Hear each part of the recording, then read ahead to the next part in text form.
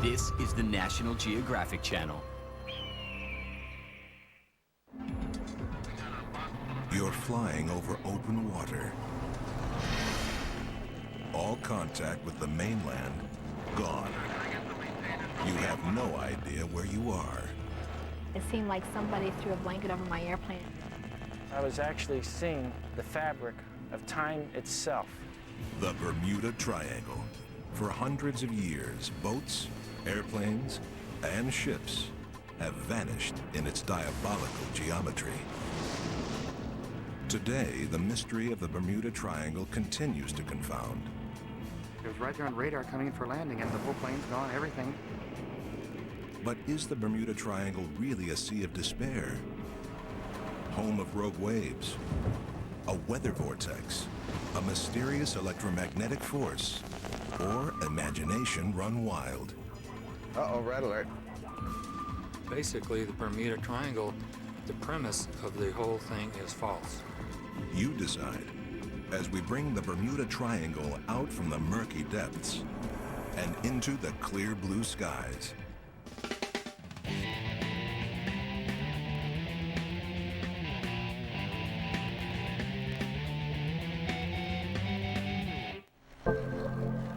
It's another great day in the Atlantic Ocean. Blue sky, clear blue water. The perfect place to kick back, relax, and disappear for a few weeks. Or forever. This is the Bermuda Triangle. Within paradise lies a deadly force from which you may never escape. Or so they say. For centuries, that's apparently what's happened to hundreds who ventured here. Ships vanish without a trace. Planes are snatched from clear skies. No debris, no SOS. Vanished. That's the devilish geometry of the Bermuda Triangle. Its borders stretch some 500,000 square miles, from Florida to Puerto Rico to Bermuda. The rumors and theories behind the triangle's strange disappearances are enough to float a battleship. But it was the disappearance of 5 planes that put the Bermuda Triangle on the map. December 5th, 1945, Fort Lauderdale Naval Air Station. A squadron of 5 TBM Avenger torpedo bombers prepared for a routine training mission known as Flight 19. Once you're a Navy pilot, you're supposed to be able to fly any place with a plotting board and a compass and a watch. Retired aviator David White was a flight instructor with Flight 19 team leader Charles Taylor that day. He was one of our senior instructors when he was transferred up to Fort Lauderdale. It was a clear day with calm seas. But halfway through the mission, Taylor reported they were in trouble. And he said, my compasses are out. Well, for a compass to go out, it does happen sometimes, but not very often. As flight controllers tried to talk the men home, their radio signals kept growing weaker. Soon, no one knew where the men of Flight 19 were headed. NSO, NSO, NSO, how do you read me? Over. I receive you very weak. My transmission is getting weaker. Within hours, all 5 planes, carrying 14 men in all, vanished. Duty officer came around, knocked on the door. He said, 5 of our planes are missing. And both of us said, how could this be? Rescue planes scoured the sea and sky. David White was in one of them. We searched diligently for several days, found nothing. How could 5 airplanes disappear into thin air? One theory was that a strange electromagnetic force seized control of their navigation instruments. Others argued that the planes were engulfed in a strange and deadly electronic fog, or abducted by aliens. And people started paying attention to all the other weird happenings here. John Quasar is one of those people. I'm not interested in tragedies and accidents. I'm investigating the mysteries, those that went out and should not have vanished. Quasar has devoted 15 years to studying the mysteries of the Bermuda Triangle and Flight 19. His book covers just about every triangle theory, including UFOs, or USOs, the submerged kind. Seems there's a theory that some aliens prefer to travel by sea, cruising in weird underwater vessels. They look like the aerial version, no fins, no anything, just a disc or an oval shape going underwater. Okay, that's kind of out there. But there is one story that calls to mind these USOs, and it happened 40 years ago. It's one of the cornerstone cases of the Triangle. One December night in Miami, Dan Barak and Father Patrick Horgan headed out for a short pleasure cruise. Not long after, they struck something in the water. The boat lost power, so at 9 o'clock, Barak called the Coast Guard. Coast Guard, this is me on the yacht. As the story goes, Barak described exactly where the boat was disabled, down to a specific buoy marker. There should have been no immediate danger. The Witchcraft was overstocked for safety. With plenty of life jackets and extra flotation devices built into the boat, the Witchcraft was supposed to be unsinkable. All they had to do was wait. But when help arrived minutes later, the Witchcraft was gone. No debris, no bodies, in just minutes. There is no explanation, that's why it's a mystery. They were just sitting there waiting in a boat that could not sink. It's one of the most baffling triangle disappearances Quasar has seen. But the grandest is the USS Cyclops. In 1918, this 19,000-ton Navy collier began its journey. She was an unusual ship, with tall, slim derricks to transport coal. The trip should have taken just days. But the Cyclops is about 90 years overdue. No SOS, no trace. The ship's disappearance was called the U.S. Navy's greatest mystery ever. The fate of the Cyclops, the Witchcraft, and Flight 19 is indeed a mystery. But is there a common thread? A disappearance always seems to occur when there's something wrong atmospherically and radios are having trouble. Sounds reasonable, but how do we prove it if all the victims have vanished into thin air? Well, turns out there's at least one eyewitness who's lived to tell the tale. Carrie Trantham of Key West, Florida, had a terrifying run-in with the Triangle in 1995. I'm flying along the coastline of the Everglades, and I'm feeling very comfortable. Then all of a sudden, it seemed like somebody threw a blanket over my airplane, and I was in total darkness. Her cockpit lights started flashing, her compasses spinning. But she saw nothing outside her window, except a thick black fog. My mind was clicking, okay, what do I do next? As a pilot, you're supposed to trust your instruments, but my instruments were so erratic, I couldn't trust them. All the while, a loud buzzing in her ears. I didn't know what was going on. It happened so fast, and you're just in a life-death situation where you just don't, I didn't want to die. So I tried to get my wings level, not knowing whether I was upside down or right side up. Could some strange atmospheric phenomenon have been interfering with Carrie's flight? And what could it be? Later, Carrie will get back into a plane with us to try and figure out what happened that day. And we'll meet one man who claims he's discovered a strange effect that could be the answer to the Triangle's mysteries. The total understanding of the Hutchison effect, I think, would be a very major key in discovering what makes the Bermuda Triangle act like it does, unsolving its unique mysteries. He'll show us exactly what that key is. But first, where did the riddle of the triangle begin?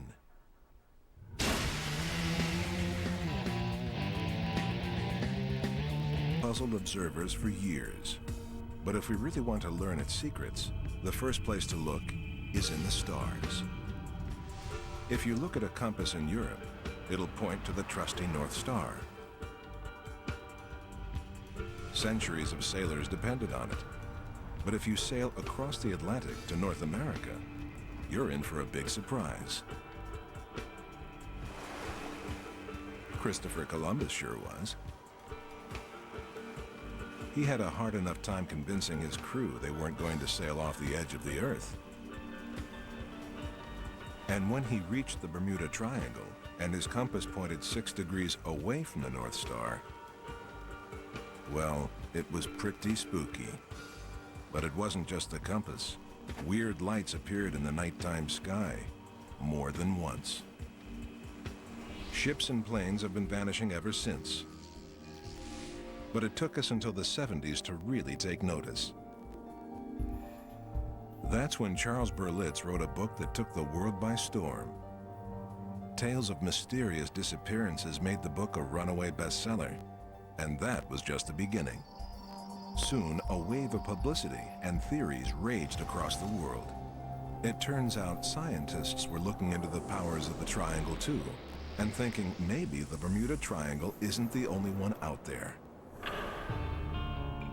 Naturalist Ivan Sanderson came up with the idea of what he called vile vortices.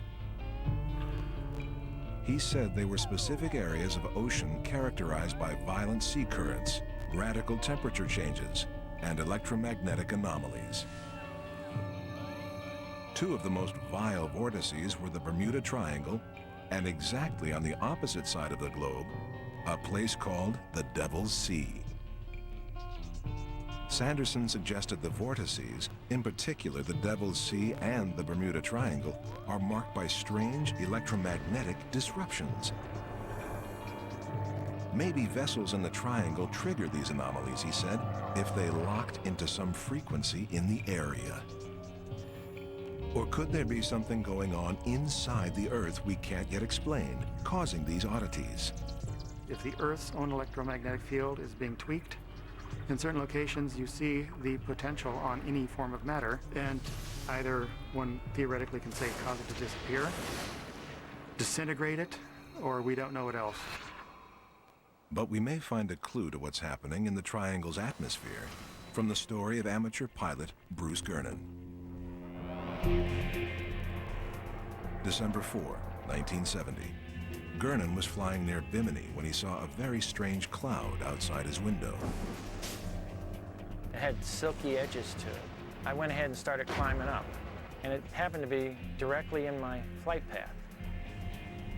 He entered the cloud, and within minutes, his instruments went haywire. Miami radio. I'm not sure of my position. I'm in some sort of a fog. Can you help me? The flight controllers couldn't see him on radar. He had to get out himself. Soon, he realized the fog was closing in on him. Gernon created this illustration to show a phenomenon almost impossible to fathom. He saw that his only escape was a strange U-shaped opening ahead. So we went ahead and dove down, and then I noticed that the tunnel was getting smaller. White lights flashed all around, but he wasn't in a thunderstorm. And the deeper I went in, the more intense these flashes became and the more rapid they became.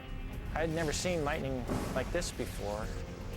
As Bruce passed through the tunnel, it constricted around his plane. And then all of a sudden, these strange lines formed all around the airplane, and they were like cracks, and I could see clear blue sky on the other side. And I call these lines timelines, because I believe I was actually seeing the fabric of time itself when these lines formed. Finally, he escaped the tunnel. Then he looked back. And then I watched the tunnel collapse and form like a slit and rotate now in a clockwise direction. But Gernon wasn't out of the clouds yet. Soon he realized he was still trapped. What he didn't know was that the most terrifying leg of his trip was yet to come.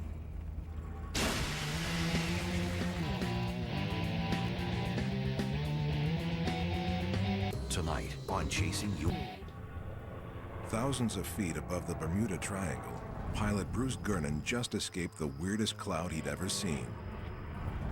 But he was in danger of being enveloped by what he now calls a strange electronic fog.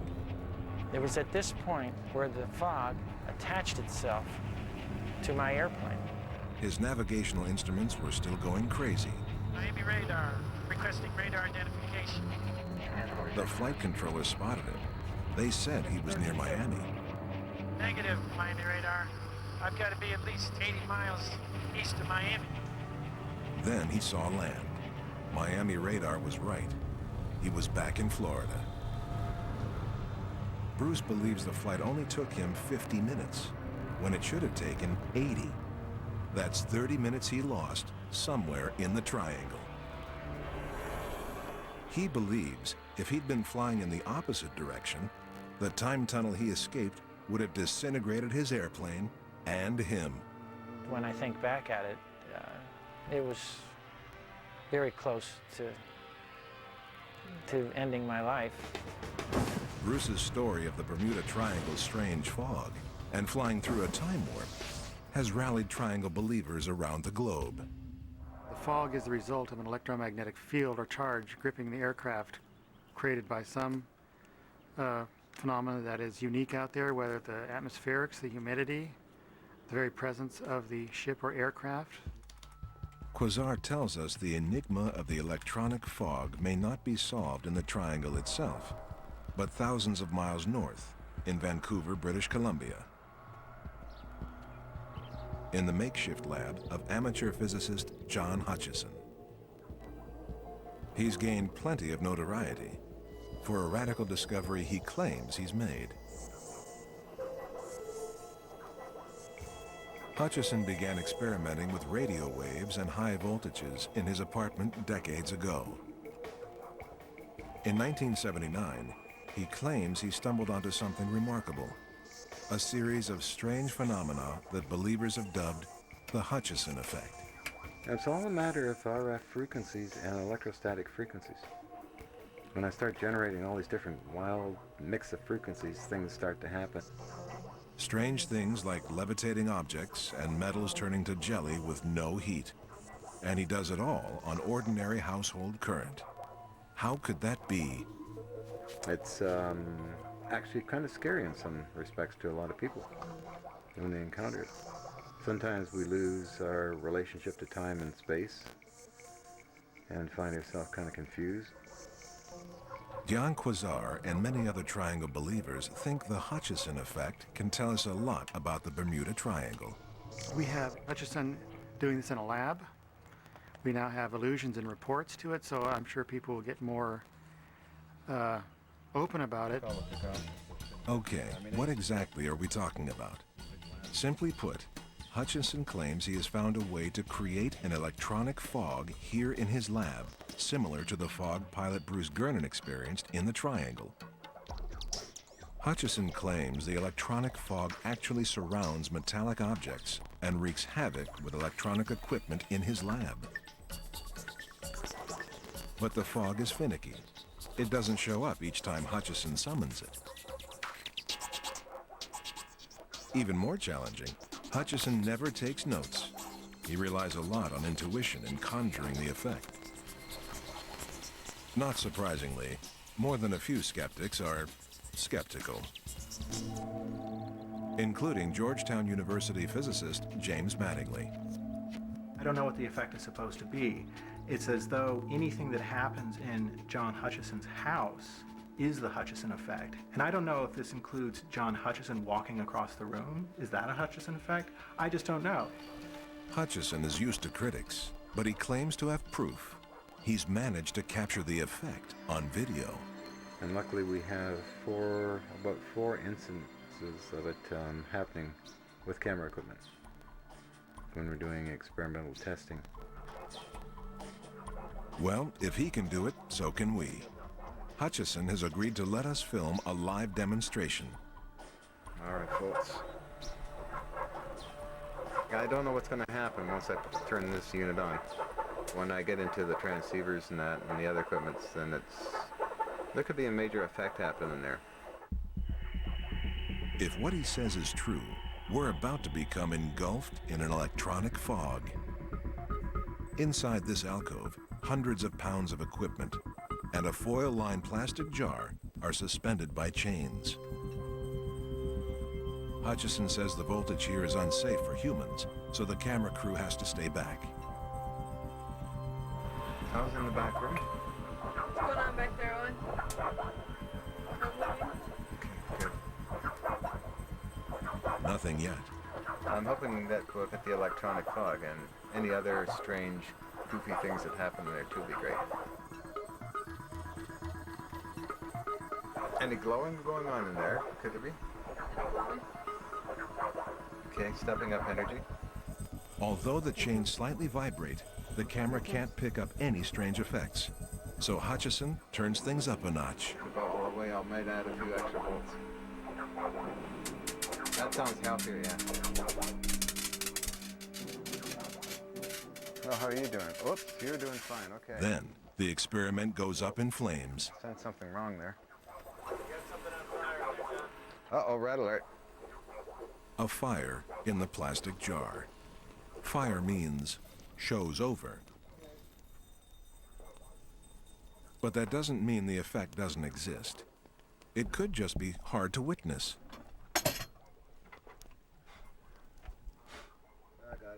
That's not an argument that convinces Dr. Mattingly.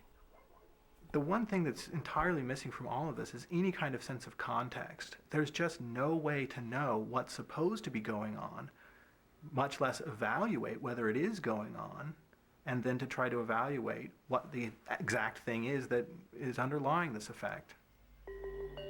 But how about Hutchison's own videos? 2 full hours of the Hutchison effect. Jellified metal, levitating objects, electronic fog. If the only real evidence is the video, maybe the best thing to do is to analyze that.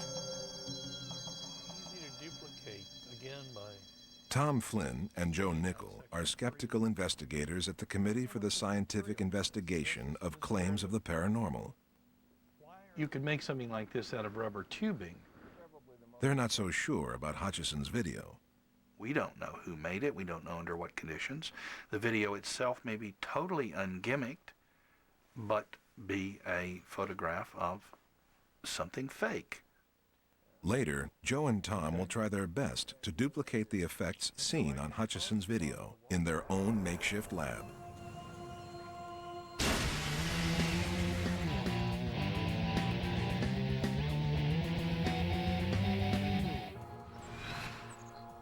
We've asked another triangle survivor, pilot Carrie Trantham, to go back into the triangle. She's agreed to relive her ordeal, this time with an experienced co-pilot at her side. Hopefully, we'll be able to cut through the fog once and for all. In 1995, Carrie Trantham was flying inside the Bermuda Triangle to the Florida Keys when she had the sensation of someone throwing a blanket over her plane. All her instruments went haywire. In an instant, she nearly lost control of the plane. It happened so fast, and you're just in a life-death situation. I didn't want to die. More than 10 years later, Carrie has no idea what hit her that day. But she's finally ready to find out. We've asked flight instructor Carol Collins to fly with Carrie and simulate her flight to try and get to the bottom of what happened to Carrie that day. All right, 700 feet. I'm going to start my turnout. They'll do it at night, the same time Carrie took her traumatic flight. What was your ammeter showing? Do you recall? You know what? I didn't even look at my amp. I don't even think I was just so panicked. Right. I was very panicked, very scared. Panic scrambles your thinking. But what about the sensation that made Carrie panic? She said it was like someone threw a blanket over her plane. Well, Carol has an answer to that. When you are looking at a line of lights on the horizon and you fly near or underneath a cloud, those lights can suddenly disappear and the horizon is now gone. And the sensation of having a blanket thrown over you is an interesting and probably very accurate description of how that feels. You cannot see the outline of the clouds at night. They just don't show up. That could be a possibility, that I flew into a cloud. Once inside the dark cloud, total confusion. Loss of control is most often attributed to spatial disorientation. It boils down to a pilot's confusion over whether or not they're upright, turning, or even upside down because of conflicting information to the senses. Finally, a storm was following close on Carrie's heels. We kind of thought that maybe I was hit by lightning. It caused some of the instruments to be so erratic. Carol believes Carrie was trapped in bad weather, in an anxious state over ominous waters. One of the big things about flying in the Bermuda Triangle is the fact that you are over open water without any other references, and it is a confusing place to be. How she responded in that state of mind and in that environment had everything to do with her experience. But if a psychological fog can be misinterpreted as an electronic fog, what can be made of the work of John Hutchison? He claims he can make the triangle's electronic fog at home. But since Hutchison almost never reproduces his Hutchison effect on command, he's got video as proof. Triangle believers say Hutchison's strange effects are pure triangle evidence. But is the evidence real? Skeptics Tom Flynn and Joe Nickel think not. So here's the 7-Up bottle clip. And they think they know just how it's done. Okay, and off it goes. It's so peculiar, so unlike what a human cameraman would normally do, that this bottle goes flying away, and the camera doesn't want to follow it. So the assumption is that it couldn't follow it. There might have been something up there that you wouldn't want to see. Their guess? Someone pulling strings. But Hutchison claims his experiments come with no strings attached. We bust our guts laughing because how are you going to use strings in a full-scale levitation experiment when you have television people around and scientists who do controlled experiments? But Nickel and Flynn think they can prove it. The Hutchison video was shot in what appears to be a garage or a basement workroom. It's got a beige concrete floor, and there's stains and cracks, and it's kind of variegated.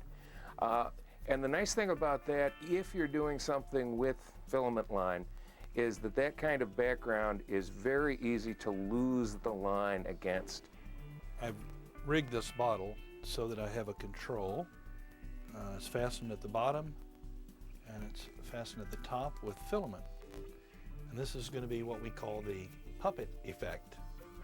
Here you can probably see the fish line against my solid color trousers, and yet if I step away quickly, the line vanishes. Whenever you're ready, Joe, let's start the wobbling. Okay, stand by to fly it.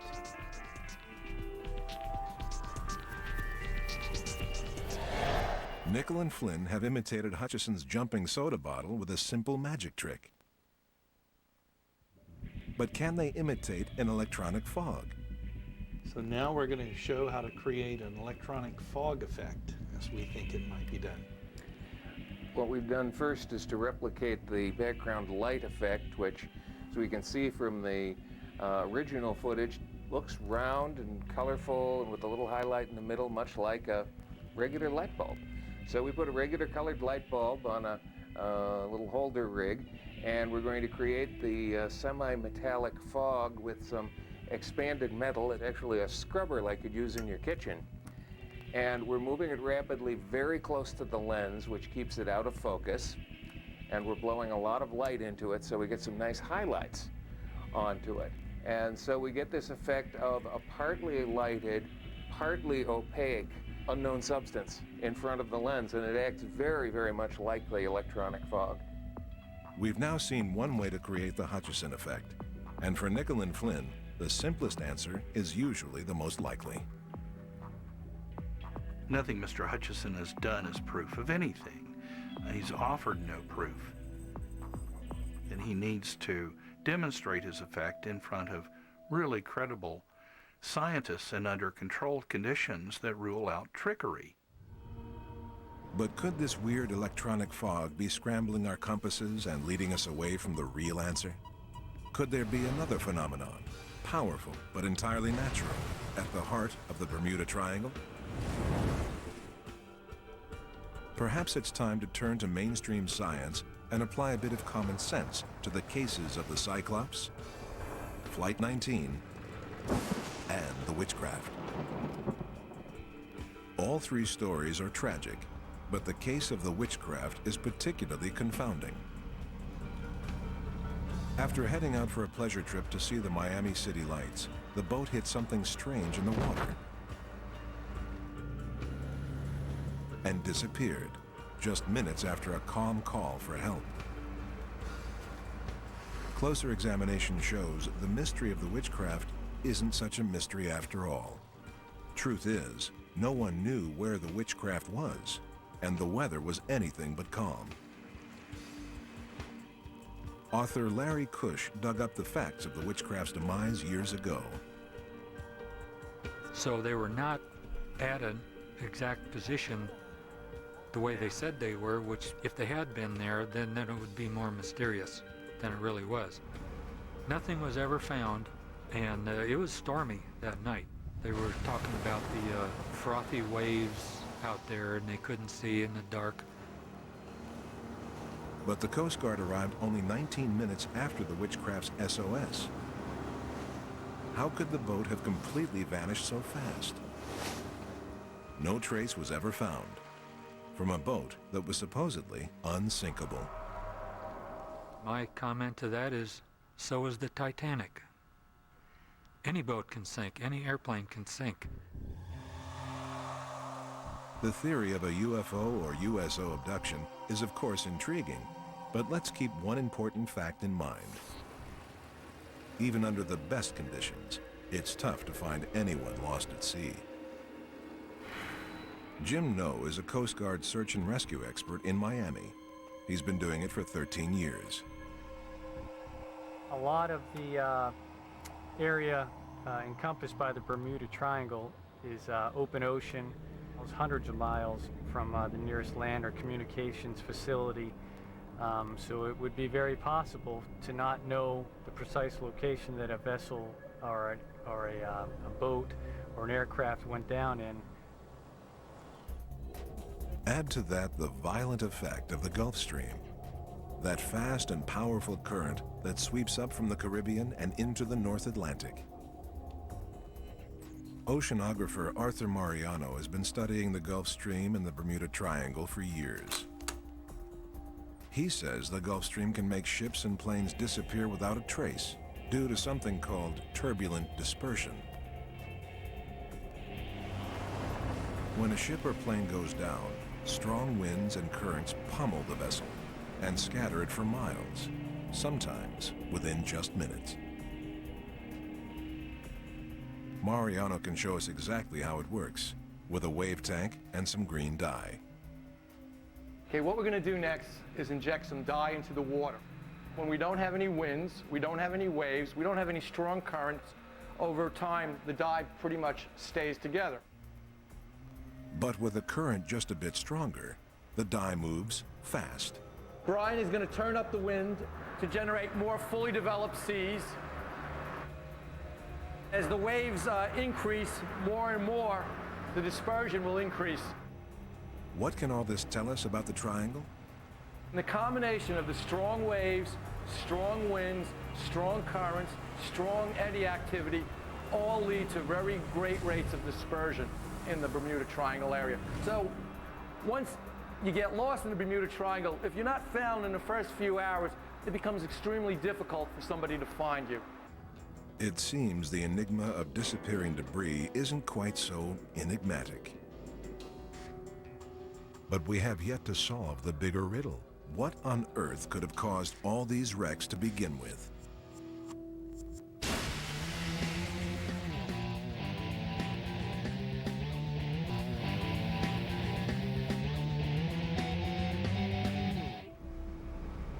It's tempting to blame disappearances in the Bermuda Triangle on the usual paranormal suspects, like electronic fog or aliens. The truth is, weather is a far more likely culprit. Bermuda Triangle has a collision or convergence of several different types of weather and oceanographic type situations. We have the jet stream coming in from the north, we have the trade winds coming in from the south, and then on the western border we have the Gulf Stream, which is in the water itself. The weather here, even leaving out the challenges of the currents and the winds, is more than a little erratic. The Gulf Stream itself can actually create its own weather. It has that particular type of potential. There's a lot happening in the Bermuda Triangle that no one ever hears about. But stuff like waterspouts, white squalls, other types of small-scale phenomena that may only occur over a short distance, maybe a couple hundred yards, are never going to be actually seen by anybody or forecasted by anybody. They just kind of pop up all of a sudden and they disappear. And so if you're not right there in the vicinity, you may never know that they occurred. A waterspout can smash a ship or even a plane to smithereens. Hundreds are reported around here each year. Who knows how many are never reported? And then there's the rogue wave. These fast-moving, 10-story-high walls of water seem to come out of nowhere, terrorizing even the biggest ships.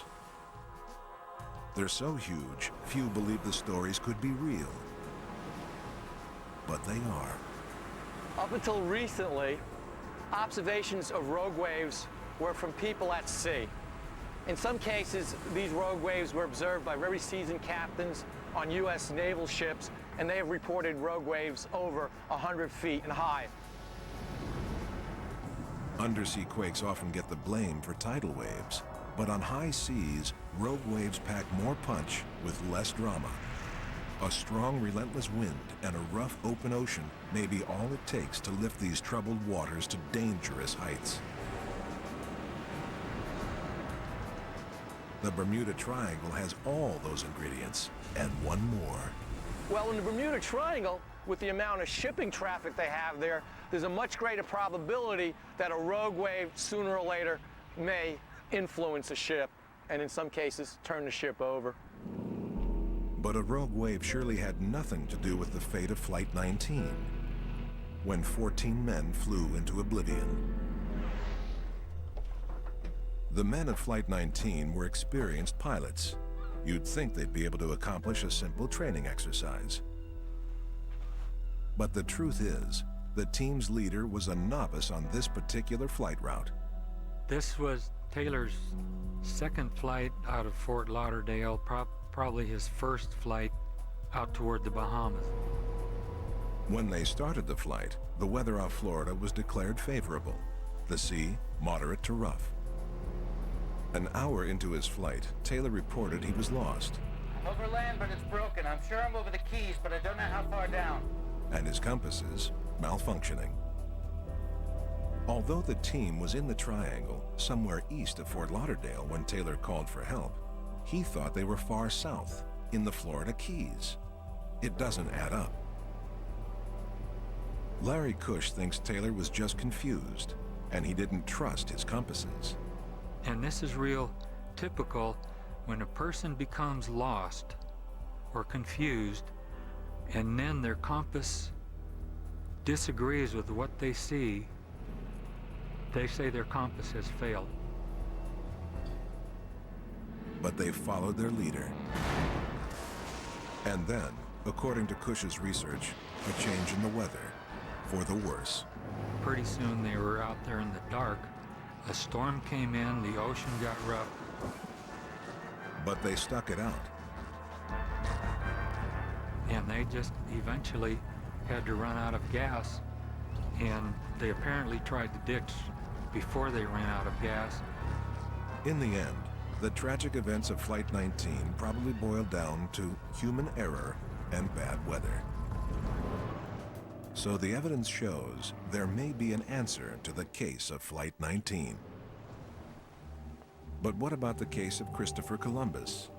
His compass seemed to go a little haywire when he hit the Bermuda Triangle too. But there is a simple answer. You see, no compass really points to true north. They all point to magnetic north, which is constantly moving. And since magnetic north is many miles from true north, compass readings change as you travel around the globe. All navigators now know how to compensate for this. In Columbus's day, no one knew. And with that, another triangle myth goes down the drain. But it's not so easy to explain the fate of the Cyclops. This 500-foot-long ship seemed to vanish into thin air in 1918.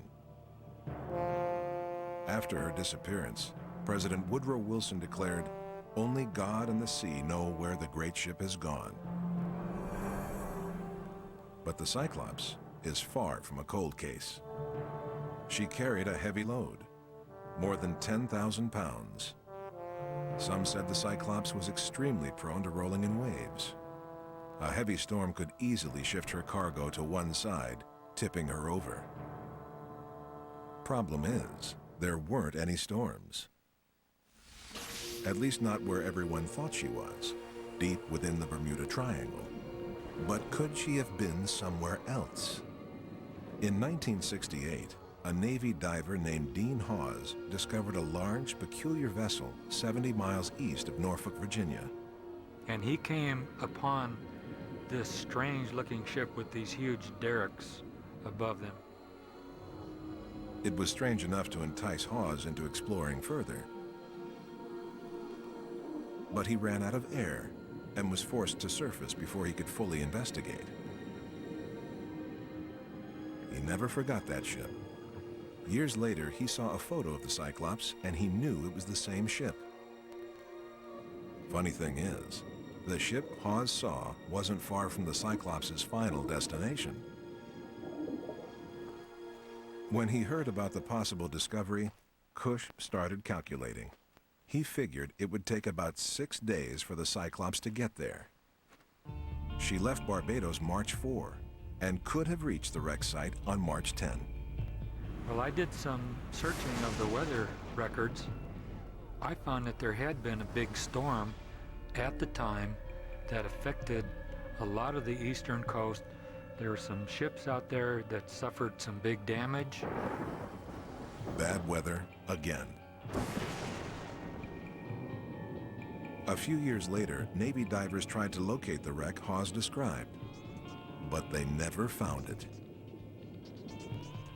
So it seems the answer to the disappearance of the Cyclops leads us only deeper into mystery. We may never know for certain what happened to the Cyclops, the Witchcraft, and Flight 19. But if we're trying to solve the mystery, there's one more sobering fact to consider. The truth is, statistically speaking, the Bermuda Triangle is no more dangerous than any other ocean route in the way of big weather. Bad weather is only a problem if you're in it. And bad weather all over the place. However, because of the number of ships out here and the number of planes, the odds increase that sooner or later the probability of a ship or plane being in an area with bad weather increases.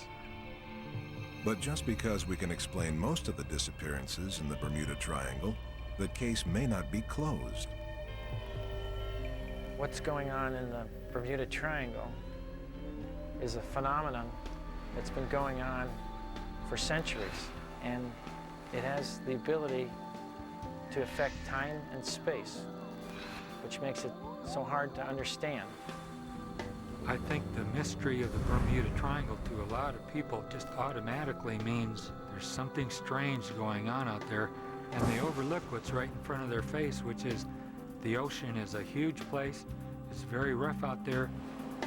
As long as people keep vanishing in the triangle, the myth will keep growing. The motivation to explain something like Bermuda Triangle is well-intentioned. We all want to find causes for tragedies. And the Bermuda Triangle.